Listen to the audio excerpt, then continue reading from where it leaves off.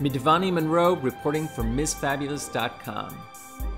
Season after season, Zang Toi dazzles his audiences with his glamorous and sophisticated collections, making it no wonder that he has a loyal following of the fashion elite. A native of Malaysia and a graduate of Parsons School of Design, designer Zang Toi has established himself firmly in the fashion world on an international level. I met with the fascinating designer in his House of Toys showroom to learn more about his past and how that past is shaping his present. Perhaps I should be calling you Sir Toi. You were knighted by the Sultan of your state, correct? Yeah, in Malaysia, yes. That was in 1997. 1997. Now, you are from Malaysia, but you've been in the States since 79, perhaps? No, 1981. I left in 79 for Canada first, and then I arrived here in July 1981. And then you went to Parsons School of Design, correct? Yes. Now, what brought you to Parsons? What drove your inspiration to go to Parsons and get into the fashion world? Well, you know what? It's almost accidentally. I always loved to draw and sketch as a kid growing up, and I was shipped. Actually, I like to joke. I was shipped to Canada by my parents from a little grocery store in Malaysia, in the little village in Malaysia, to Canada to do my grade 13. And of course, as a young creative person, I was miserable in Canada. First, because my father made me go there, so I was like a little bird in the cage that couldn't wait to get out. And I was lucky. Life somehow has a way to work it out itself. I have a brother who lived in New York back then. He was a tennis pro in New York. So he told me, he said, when I was ready to go to college, I wasn't quite sure which area I want to go into. I was thinking about fine art, or be an artist, or be an interior decorator. And then talking to my only sister and my brother who live in New York, say, you know, if you really thinking about going into creative field, say, and since you're not happy in Canada, New York will be a perfect place for a young creative soul. So then he sent me the catalog, from both Parsons and FIT. I flipped through them, and I really not a clue. I wasn't one of the boy growing up know that I want to be a fashion designer. I know how to sew or read fashion magazines. I just love to draw and sketch. But talking to my only sister, I guess girl always love to dress up, so she suggested fashion. And I applied for both, to both FIT and Parsons, in both fashion and interior decorating. And I was lucky enough to be accepted by both schools, in both interior and fashion. Then my brother told me, he lived in New York back then. He was already in New York for 3 years. He said, well, Parsons is a much better school for fashion. That's where you should go. He did some research with all the friends. So I said, here I come. So that was almost 30 years ago. So you are obviously a very, very seasoned veteran of the fashion world. That you've had so much continued success is absolutely wonderful, and a tribute to your talent. All of those years, how do you keep the creativity going every single year?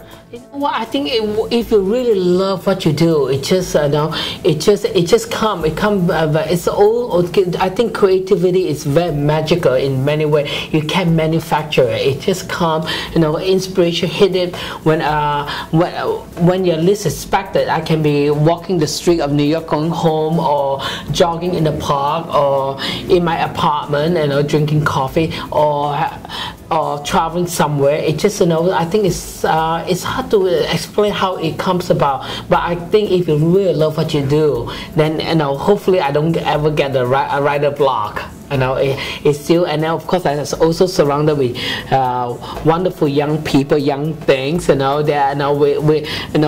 just now early before I come down, we were exchanging idea what I have in mind about doing a collection for next season. So you always have to, no matter how old are you're always. I think it's always important to always leave your eyes and ears open and never stop learning. You've dressed a lot of very, very famous women as well.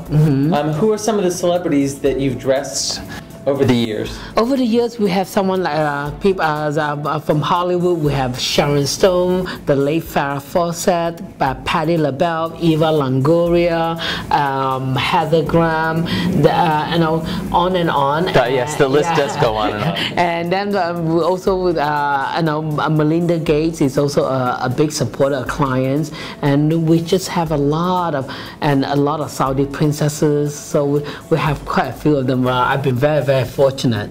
Now, a lot of designers I know have muses. You know, like I know at one point Ralph Lauren said that his muse was Audrey Hepburn. Do you have a muse that you look to when you're designing your collection? Not really. I'm probably one of the very few designers that do not have a muse, because I like to do my own thing, and I like to let my I don't want my creativity to be limited to just one particular person or a theme.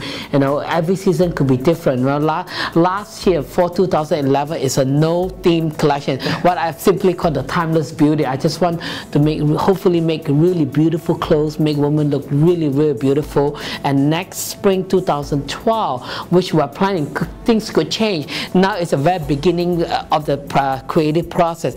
I'm thinking about Morocco, so I really don't want to limit myself. Speaking of your fall 2011 collection, can you tell us a little bit about what your inspiration was for that, since it wasn't a themed collection? I know the inspiration was really color palette. For the first time I decided to play with color palettes that I don't normally play with, like camel. I think in 22 years in business, this is only my second time using color camel. And then of course I did charcoal gray, very neutral palette that is very unexpected from House of Toy, because usually people know me as colors and colorist. So I decided to surprise everyone that I can just do non-color as well as other designer. And I also, for the first time in 22 years, I play with the color nude. Nude is nothing new. Every designer have done their own version of nude and black.